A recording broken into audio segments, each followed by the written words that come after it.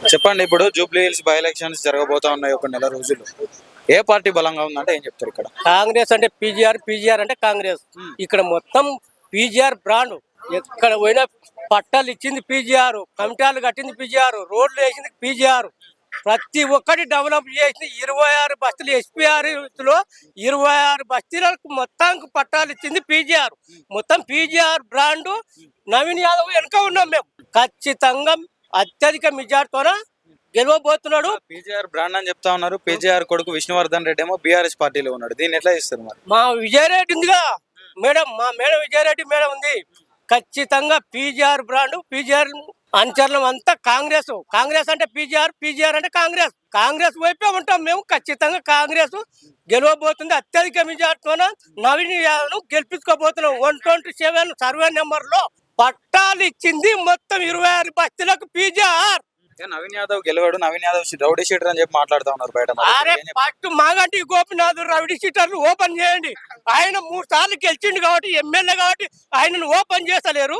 ఈయన ప్రజాసేవ ఏ పార్టీ లేకుండా చేస్తున్నారు కాబట్టి ఆయన రౌడీ షీటర్ ఓపెన్ చేయండి. 3 సార్లు ఎన్నికలు గెలిచిండు. 5,000 10,000 ఓన్లీ పైసలతోనే గెలిచిండు. ఓటు కింద అన్ని పైసలతో అనగోదు కానీ చనిపోయాడు. కానీ వాస్తవంగా జనాలతో అభిమానంతో గెలిచిండా? ఓన్లీ పైసలతో కొనేసాడు. జనాలు పైసలతో గెలిండు. జనాలు కూడా ఇప్పుడు తెలుసుకున్నారు. నవీన్ యాదవ్ 1 రూపాయి ఎవరికి ఇవ్వకుండా వచ్చి పీజీఆర్ అభిమానులు గెలుస్తున్నారు. ఇది కూడా పీజీఆర్ అభిమానం రావు అని దీంట్లో కూడా కొన్ని అల్లకొలాలు సృష్టిస్తున్నారు. టిఆర్ఎస్ కార్యకర్తలు సృష్టిస్తున్నారు. పైసలు పంచం ఫస్ట్ నుంచి కూడా కలదు. కాంగ్రెస్ పార్టీ ఓన్లీ పనులే చేస్తాం. రోడ్లు వేయడం కానీ, కమిటాలు కట్టడం కానీ, పేదలకు పట్టాలు ఇచ్చిన మొత్తంలో పీజీఆర్ 26 బస్తీలకు పట్టాలు ఇచ్చిన ఎవరున్నారు? ఇప్పుడున్న రేవంత్ రెడ్డి కాంగ్రెస్ ప్రభుత్వంలో అసలు ఈ 2 నెలల్లో ఎలాంటి పనులు జరగలేదు అని చెప్పి మాట్లాడుతూ ఉన్నారు. అవకతవకలు ప్రభుత్వం ఇంకా చాలా సంవత్సరాలు కాలేదు. వాళ్ళు 10 సంవత్సరాలు పరిపాలించారు. ఇప్పుడు ఇంకా 5 సంవత్సరాలు 2.5 సంవత్సరాలు కదా. 5 సంవత్సరాలు చదువుకోనికనే సరిపోతుంది ప్రభుత్వాన్ని. ఇప్పుడు మన ఫ్యామిలీనే మనం చదువుకోలేము. 5 సంవత్సరాలు చదువుకోలే. కింద మీద మనం ఉందని అప్పులతో ఉన్న ప్రభుత్వం. 40 సంవత్సరాలు కాంగ్రెస్ ప్రభుత్వంలో ఏ ఎమ్మెల్యేలు ఎంపీలు చదువుకోలేదు. ఈ 10 సంవత్సరాలు టీఆర్ఎస్ మినిస్టర్లు కోట్లు కుంభకోణాలు సంపాదించుకున్నారు. ఉన్నారా? ఇప్పుడు ఎక్కడ ఏ మినిస్టర్ అడుగు. ఈ 10 సంవత్సరాల్లో టీఆర్ఎస్ ప్రభుత్వం మినిస్టర్లకు ఉన్న సంపద కాంగ్రెస్ 40 కాదు ఎన్ని సంవత్సరాల పాలనతో మీకు తెలుసు. వాళ్ళతో ఏం లేవు. ఇప్పుడు కుడుక పెన్షన్ వస్తుందా? లేదు, నాకు పింఛన్ లేదు. నేను ఏదో కొంచెం మిస్టేక్ అయింది, వయసులో కొంచెం మిస్టేక్ అయిందిలే. నాకు పింఛన్ వస్తుంది రాదని కానీ పెట్టుకున్నా వస్తుంది. కానీ నేను తప్పుడు ఒక పారి మిస్టేక్ అయింది ఆధార్ కార్డులో. అది ఏజ్లో మిస్టేక్ అయింది. రావాల్సిందే. నాది 60 ఉంది కానీ అది ఆధార్ కార్డులో మిస్టేక్ పడి కొంచెం వయసు అప్పుడు ఎవరు చదువుకోలేదు కాబట్టి తక్కువ రాశారు. వయసు ప్రకారం పెట్టుకుంటే వస్తుంది. ఏముంది అంటే ఇది చూసుకున్నట్టయితే ఈ బై ఎలక్షన్స్ ప్రిస్టేజ్ కి సంబంధించిన ఎలక్షన్స్ లాగా అనిపిస్తా ఉన్నాయి. ఇటు కాంగ్రెస్ కు ఇటు బీఆర్ఎస్ పార్టీకి. అంటే ఏ విధంగా ఉండబోతున్నాయి అన్న? ఇప్పుడు కాంగ్రెస్ బీఆర్ఎస్ కరెక్ట్. ఎందుకంటే క్యాండిడేట్ ఇంపార్టెంట్ కాదు. ఇవాళ కేసీఆర్ గారిని చూసే జనాలు ఓట్లేసి ముందుకు వచ్చే పరిస్థితి ఉంది. ఎందుకంటే రాష్ట్రం ఆయన చేతిలో పెట్టినప్పుడు 10 సంవత్సరాలు ఎంత బాగుంటుంది చూడండి. లా అండ్ ఆర్డర్ కానీ, ఇన్వెస్ట్మెంట్ కానీ, ఐటీ కంపెనీలు కానీ, లేకపోతే ప్రపంచ స్థాయి ఇన్వెస్ట్మెంట్ మొత్తం మన హైదరాబాద్లో పెట్టాలని చెప్పేసి కేసీఆర్ గారు, కేటీఆర్ గారి నేతృత్వంలోనే తెలంగాణ రాష్ట్రం డెవలప్ అవుతుంది. బాగుంటుంది. ఎక్కడికైనా సరే ఏ మూలన పెట్టుబడి పెట్టినా బాగుంటుంది అన్న ఉద్దేశంతో వాళ్ళని చూసే పెట్టుబడులు వస్తాయి. వీళ్ళని చూసి రావు. ఇలా మంత్రులు చూసారు కదా ఎట్లా కొట్టుకుంటున్నారు. ఇండివిజువల్ గానే కొట్టుకుంటారు. ఎవరికి వాళ్ళే కొట్టుకుంటారు. అది ఎవరికి పోయి చెప్పే పరిస్థితి లేరు. ఇక పోలీస్ వ్యవస్థ అయితే ఇంకా అధ్వానం. కాంగ్రెస్ పార్టీలో చూసుకున్నట్టయితే వ్యవస్థ కూడా అవినీతి చిట్టగా మారుతా ఉంది. నిన్న చూసుకున్నట్టయితే కొండ సురేఖ గారింటికి అంటే పోలీసులను పంపించిన పరిస్థితి, ఓఎస్డీని విధుల నుంచి తొలగించిన పరిస్థితి కనిపిస్తుంది. దీనికి సంబంధించి ఏం చెప్తారు? వాళ్ళు గుండాయిజం చేస్తారు. డైరెక్ట్ గా వాళ్ళే కొట్టుకుంటారు. వాళ్ళకి పోయి పబ్లిక్ చెప్పుకునే పరిస్థితి లేదు. వాళ్ళు మొత్తం కొట్టుకుంటారు. వాళ్ళ పరిస్థితి బాగాలేదు. కాంగ్రెస్ వాళ్ళు కూడా వేరే పరిస్థితిలో ఉన్నారు. సభలో మాగంటి సునీత గారు మాట్లాడుతూ ఉండి కొంచెం భావోద్వేగానికి లోనైన పరిస్థితి కనిపించింది. దాన్ని కాంగ్రెస్ పార్టీ వాళ్ళు అదునుగా తీసుకొని అంటే ఈ ముసలి కన్నీరు మా కన్నీరు కారుస్తా ఉన్నారు, ఫేక్ కన్నీరు ఇదంతా అని చెప్పేసి వాళ్ళు దాన్ని చిత్రీకరించే ప్రయత్నం చేస్తా ఉన్నారు. దీనికి సంబంధించి ఏం చెప్తారు? కామన్ గా ఎవరైనా చచ్చిపోతే సంవత్సరికం చేస్తేనే ఆ రోజు ఏడుస్తారు. సంవత్సరం తర్వాత కూడా ఏడుస్తారు. చచ్చిపోయి 10 రోజులు కూడా అట్లా ఏడవక ఏం చేస్తారన్నా? ఎవరికైనా బాధ ఉంటుందా? ఆయన ఎట్లా బతికిండు, ఎట్లా చేసిండు, కాన్షియస్ ఎలా డెవలప్ చేసిండు, ఆయన మంచితనం ఏంది, ఆయన వెనకాల ప్రజలు ఉన్నారు అన్ని గుర్తించారా? అవన్నీ ఉన్నాయి. ఒక భార్యగా తనకు రావాల్సిన కన్నీళ్ళు వచ్చినాయి.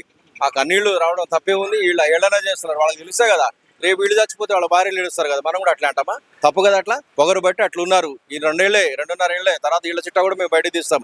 ప్రతి ఫైల్ కి 15 లక్షలు, 20 లక్షలు, 30 లక్షలు, చిన్న చిన్న ట్రాన్స్ఫర్లకు 20 లక్షలు అడుగుతున్నారు, 50 లక్షలు అడుగుతున్నారు. ప్రతి బిల్లు 10 కోట్ల బిల్లు అంటే 15% కమిషన్ అంటే ఎవరు ఇస్తారన్న అంతా? కాంట్రాక్టుల పరిస్థితి ఏంది? రోడ్డు ఎక్కి అక్కడ ధర్నా చేస్తారు. వాళ్ళని పట్టించుకున్న నాదులేడి? ఎక్కడున్న కేసీఆర్ రావాలి అంటున్నారు. ఏ రకంగా ఉన్నా కానీ కాంగ్రెస్ వాళ్ళు అటు ఇటు టెంపరీ వచ్చిపోయేటోళ్ళు.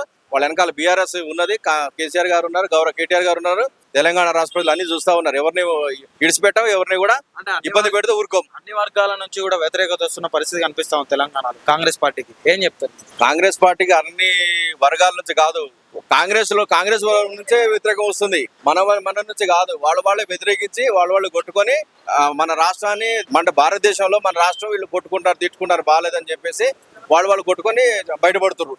వాళ్ళ వర్గాలు ఉంటాయి కదా, అంతా రౌడీజం, గుండాయిజం, ఇన్వెస్ట్మెంట్ పెట్టే పరిస్థితి లేదు, గుండాలకు టికెట్లు ఇచ్చారు, ఎవడో చెప్పే పరిస్థితి లేదు. ఒక్కొక్క ల్యాండ్ పేపర్లు ఇళ్లలో పెట్టుకొని 10 రూపాయలు ఇంట్రెస్ట్ ఇచ్చి వసూలు చేస్తారట. ఒక నా సామాన్యుడు ఎలక్షన్ పోగలుగుతారా? 100 కోట్లు 200 కోట్లు పెట్టి ఎట్లా ఎలక్షన్కి వెళ్తారండి? పార్టీ కష్టపడ్డాడు అటే పోతుంది. ఎగ్జాంపుల్ చెప్తున్నా, అంటే ఒక ఎమ్మెల్యే ఎంపీ కావాలంటే కనీసం 1000 కోట్లు సంపాదించాలా. అట్లా సంపాదించని మీరు రాండి అని వీళ్ళు డైరెక్ట్ చెప్తున్నారు. ఇవాళ రేవంత్ రెడ్డి గారు 100 కోట్లు ఆయనకి ఇచ్చింది, పార్టీకి 100 కోట్లు అంటే 200 కోట్లు. ఒక సామాన్యుడు ఎమ్మెల్యే కాగలుగుతారా? నవీన్ యాదవ్ గారు 100 కోట్లు ఇచ్చే టికెట్ తెచ్చుకున్నారంటారా? మరి 100% డబ్బులు లేని పైన మూటలు పంపంది వాళ్ళు ఏం చేయరు. రేవంత్ రెడ్డికి అసలు అటువంటి ఆయనకి అలవాటే లేదు. డబ్బులు ఇస్తే పని చేస్తారు వాళ్ళు. డిప్యూటీ సీఎం కానీ డబ్బులు ఇస్తేనే మూటలు మోస్తేనే వాళ్ళు చేస్తారు. ఆయన ఉతికిచ్చిండు ఆ టికెట్లు. ఒక సామాన్య కార్యకర్త కాంగ్రెస్ లో చేసిన వాళ్ళు లేరా? వాళ్ళ దాంట్లో జూబ్లీస్ నియోజకవర్గం లేరా? వాళ్ళకి పిలిచి ఇవ్వచ్చు కదా. డబ్బులు ఎవరు ఇస్తే వాళ్ళకి ఇస్తారు అంతే. అది డబ్బులు పెట్టి ఇవాళ ఓటు 10,000 20,000 ఖర్చు పెడుతున్నారట. ఏదున్నా కానీ అంతిమంగా అన్ని డబ్బులు తీసుకోండి, మా బీఆర్ఎస్ పార్టీకి ఓట్లేయండి, కేసీఆర్ గారిని గౌరవించండి, రాష్ట్రాన్ని గుండెలో పెట్టుకోండి, కేసీఆర్ గారు మిమ్మల్ని చూసుకుంటారు.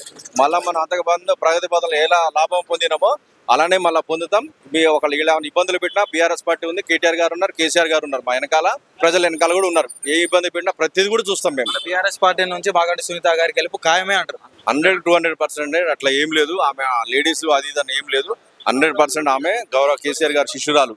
అంటే ఆయన 3 సార్లు ఎమ్మెల్యే అయినప్పుడు కూడా ఆయన కూడా ఎమ్మెల్యేనే కదా, అంటే కేసీఆర్ గారి కుటుంబంలో ఉన్నట్టే కదా. కాబట్టి ఇప్పుడు కూడా అది కంటిన్యూ చేస్తారు.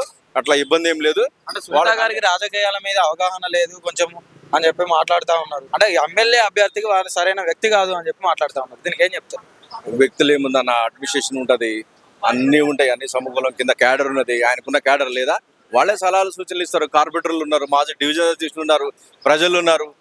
ఎవరేం చేయరు, జస్ట్ అడ్మినిస్ట్రేషన్ మీద ఉంటారు. కాబట్టి ఏది మంచి చెడు అని చెప్పగలిగితే పక్కా చెప్తుంది.